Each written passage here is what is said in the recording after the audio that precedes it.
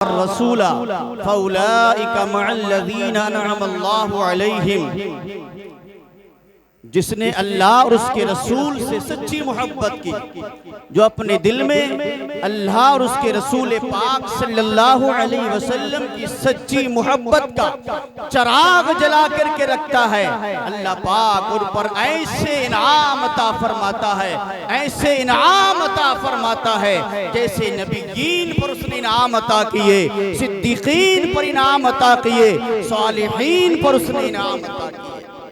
فرماتا وَحَسُنَ أُولَئِكَ رَفِيقًا، اور کیا ہی اچھے ہیں یہ دوست۔ برادران ملت اسلامیہ، زیادہ میں اپنی بات کو پھیلانے کی کوشش نہیں کر رہا ہوں، سمیٹنے کی کوشش کر رہا ہوں۔ آپ کو یہ بتاؤں یہ آیت کریمہ کس موقع پر نازل ہوئی، کس وقت یہ آیت کریمہ نازل ہوئی۔ میرے آقا صلی اللہ علیہ وسلم کے ایک صحابی ہیں، آقا کے سچے دیوانے ہیں، جن کا نام حضرت ثوبان رضی اللہ تعالی عنہ ہے۔ ایسے عاشق مصطفیٰ ہیں، مصطفیٰ جان رحمت صلی اللہ علیہ وسلم کی محبت کا چراغ ایسا اپنے دل میں سجائے رکھتے ہیں کہ ایک لمحے کے لیے آقا کی جدائی برداشت نہیں ہوتی ہے۔ کچھ دن گزر جاتے ہیں، کچھ وقت گزر جاتا ہے، آقا کے چہرے کا دیدار نہیں ہوتا ہے، آقا سے ملاقات نہیں ہوتی ہے تو بے چین ہو جاتے ہیں، بے قرار ہو جاتے ہیں۔ برادران ملت اسلامیہ، اسی طرح سے ایک دن حضرت ثوبان رضی اللہ تعالی عنہ سرکار کی بارگاہ میں ایک دن تشریف لائے تو دیکھا کہ آپ کے چہرے مبارک کا رنگ متغیر ہے، چہرے پر سرخیاں ہیں، چہرے پر جھریاں پڑی ہوئی ہیں، چہرہ گرد آلود ہے۔ ایسا محسوس ہو رہا ہے جیسے بے شمار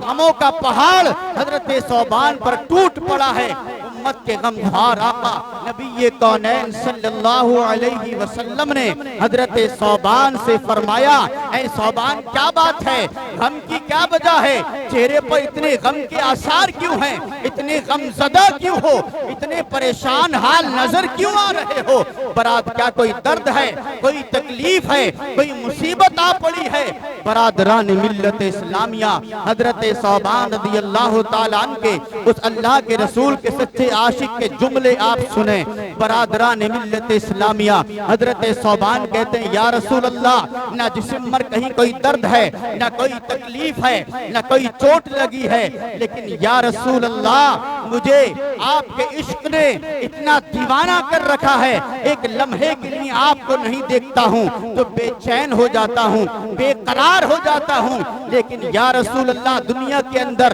کہیں بھی ہوتا ہوں، کسی بھی مقام پر ہوتا ہوں، جب مجھے آپ کے رخ زیبا کی زیارت ستاتی ہے، آپ کا دیدار مجھے ستاتا ہے، آپ کی یاد مجھے آتی ہے، یا رسول اللہ دنیا کے کسی کونے پر ہوتا ہوں، سفر کر کے حاضر ہو جاتا ہوں اور دیدار کرنے کے بعد دل بے چین کو قرار حاصل کر لیتا ہوں۔ لیکن یا رسول اللہ مجھے رہ رہ کر کے یہ غم ستاتا ہے کہ یاد آتی ہے یا رسول اللہ کہ ہم بھی دنیا سے چلے جائیں گے، آپ بھی دنیا سے پردہ فرما جائیں گے، آپ تو مالک جنت ہیں، جنت اللہ نے آپ کے صدقے میں بنائی ہے، ساری کائنات اللہ نے آپ کے صدقے میں بنائی ہے، آپ تو مالک جنت ہیں، جنت کے اعلیٰ ترین مقام پر آپ فائز ہوں گے، آپ تو جنت کے بلند مقام پر فائز ہوں گے، آپ مالک جنت ہیں۔ لیکن یا رسول اللہ ہم گناہگاروں کو آپ کے صدقے میں جنت مل بھی گئی تو ہم تو نہ جانے کس کونے میں پڑے ہوں گے۔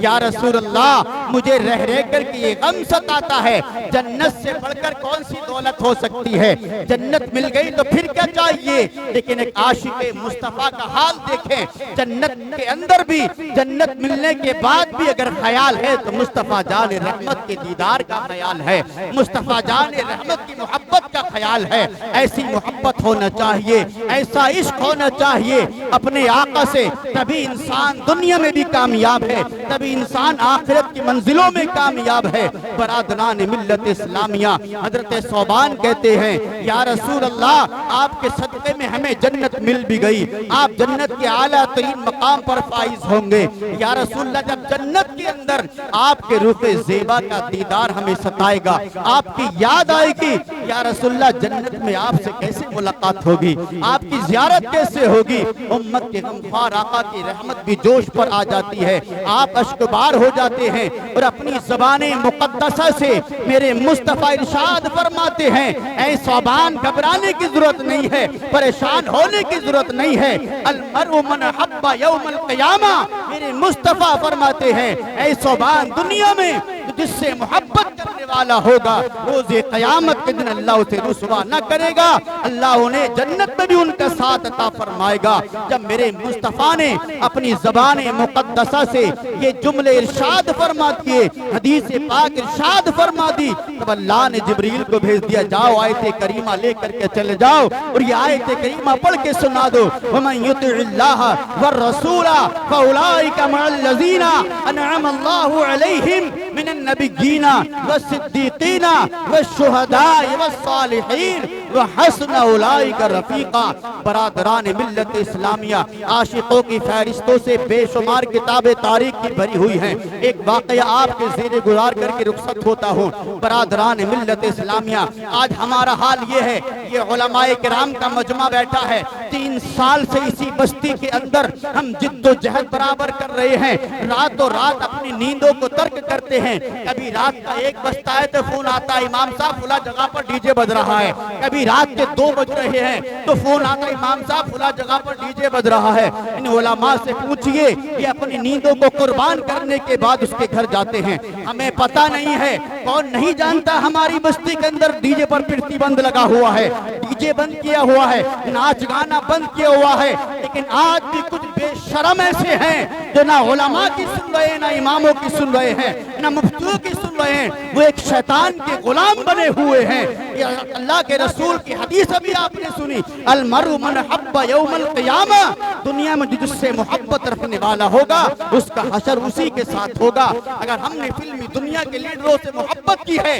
تو ہمارا حشر بھی انہی کے ساتھ ہوگا، اور اگر ہم نے اللہ اور اس کے رسول سے محبت کی ہے، اللہ کے سچے بندوں سے محبت کی ہے، بزرگان دین سے محبت کی ہے، ان کے نقش قدم پر ہم چلے ہیں تو ہمارا حشر اور نشر بھی انہی کے ساتھ ہوگا۔ برادران ملت اسلامیہ، حضرت صہیب رومی ہے، یہ وہ بہت بڑے امیر کے بیٹے ہیں، بہت بڑے امیر کے بیٹے ہیں، اور اتنی مہنگی خوشبو لگاتے ہیں کہ دور دراز سے لوگ ان کی خوشبو سونگھنے کے لیے آیا کرتے تھے، اپنے دل کے اندر میرے مصطفیٰ کی محبت کا چراغ روشن کر لیتے ہیں، ایمان لے آتے ہیں، ماں باپ ایمان نہیں لاتے ہیں، سرکار کے گیت گاتے پھرتے ہیں، ماں باپ سختیاں کرتے ہیں، اے صہیب تو مصطفیٰ جان رحمت کی محبت کے گن گانا چھوڑ دے، آپ کے گیت گانا چھوڑ دے، ان کی محبت کو دل سے نکال دے۔ لیکن حضرت صہیب ہیں، بہت بڑے مکے کے امیر کے بیٹے ہیں، کہتے ہیں یہ جان تو دی جا سکتی ہے، جسم کی بوٹیاں بھی میری کوئی کر دے، لیکن مصطفیٰ جان محمد رسول کی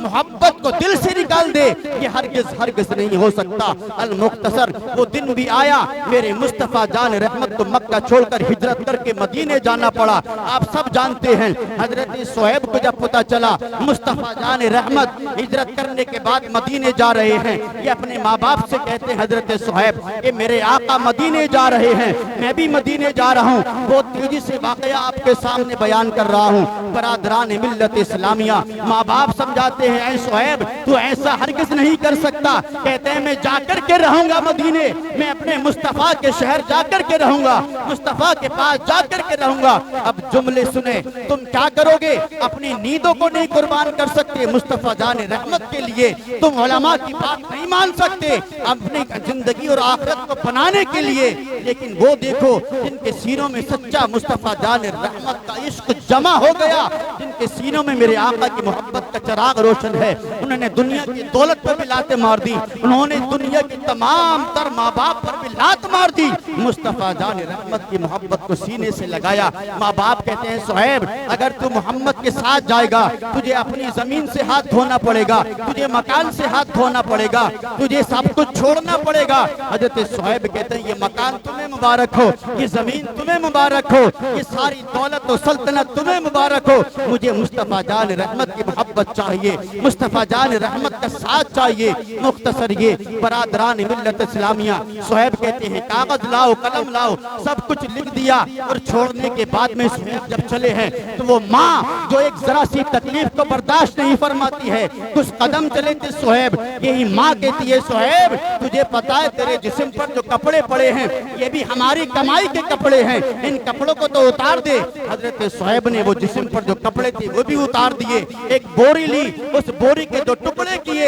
ایک ٹکڑے کا تہمت بنایا، ایک ٹکڑے کا کرتا بنایا، اسی کاٹ کے کپڑوں کو پہن کر مصطفیٰ جان رحمت کی محبت میں دیوانہ وار چل دیے، جا رہے ہیں اسی راہ پر جس راہ پر مصطفیٰ جان رحمت جا رہے ہیں۔ پتہ نکالتے نکالتے صرف اسی پر اتفاق نہیں کیا، برادران ملت اسلامیہ، صہیب کے ماں باپ نے مکے کے گنڈوں کو بلایا اور بلانے کے بعد کہا ہمارا بیٹا مصطفیٰ جان رحمت کا دیوانہ ہو چکا ہے، ان پر ایمان لا چکا ہے، جاؤ جاؤ، ان کا ساتھ چھوڑنے تیار نہیں ہے، راستے میں جہاں ملے اسے اتنا مارو اتنا مارو اتنا مارو کہ مصطفیٰ جان رحمت کے ساتھ نہ جا سکے، واپس پلٹ کر مکے آ جائے۔ برادران ملت اسلامیہ، گنڈے پہنچ جاتے ہیں، راستے میں حضرت صہیب کو پکڑ لیا جاتا ہے، گنڈے اتنا مارتے ہیں اتنا مارتے ہیں اتنا مارتے ہیں، مارتے مارتے تھک جاتے ہیں۔ حضرت صہیب کہتے ہیں جسم کا ایک ایک خون قطرہ قطرہ خون بھی نکال دو گے،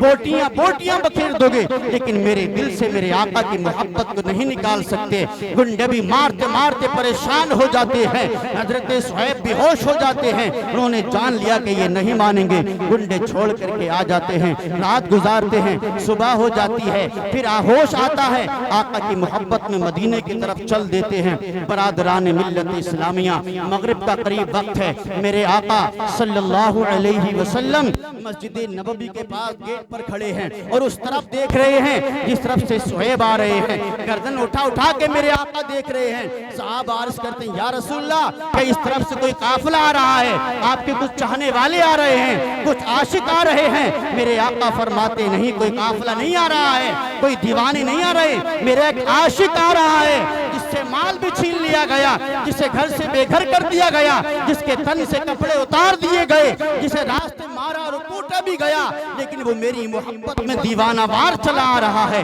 کچھ دیر کے بعد میں دیکھا صحابہ کی آنکھیں دیکھتی کی دیکھتی رہ گئیں، ارے یہ تو وہی صہیب ہیں کہ جو بہت مہنگی خوشبو لگاتے ہیں، یہ بہت بڑے امیر کے بیٹے ہیں۔ میرے آقا نے بڑھ کر استقبال کیا، اپنی چادر مبارک کو اتارا اور اپنی چادر مبارک کو اتارنے کے بعد حضرت صہیب کے اوپر ڈال دیا۔ حضرت صہیب کہتے ہیں جیسے ہی آقا نے اپنی چادر مبارک کو میرے اوپر ڈالا، میں سارے غم بھول گیا اور سارے درد میرے ختم ہو گئے۔ المختصر یہ میرے دوستو بزرگوں، ایسے واقعات جن کے سینوں میں مصطفیٰ جان رحمت کی محبت رچ بس گئی ہے، اس کے لیے نہ کوئی دنیا کی دولت رکاوٹ بنی ہے، نہ ماں باپ کی محبت رکاوٹ بنی ہے، نہ یار دوستوں کی محبت رکاوٹ بنی ہے۔ اس لیے کسی شاعر نے کہا ہے کہ محمد سے وفا تو نے تو ہم تیرے ہیں، یہ جہاں چیز ہے کیا لوح و قلم تیرے ہیں، محمد کی محبت دین حق کی شرط اول ہے، اسی میں ہو اگر خامی تو سب کچھ نامکمل ہے، محمد کی محبت خون کے رشتوں سے بالا ہے، کہ رشتہ دنیاوی قانون کے رشتوں سے اعلیٰ ہے، محمد ہے متاع عالم ایجاد سے پیارا، زن و فرزند سے اولاد سے ماں باپ سے پیارا۔ آمین، وآخر دعوانا الحمدللہ رب العالمین۔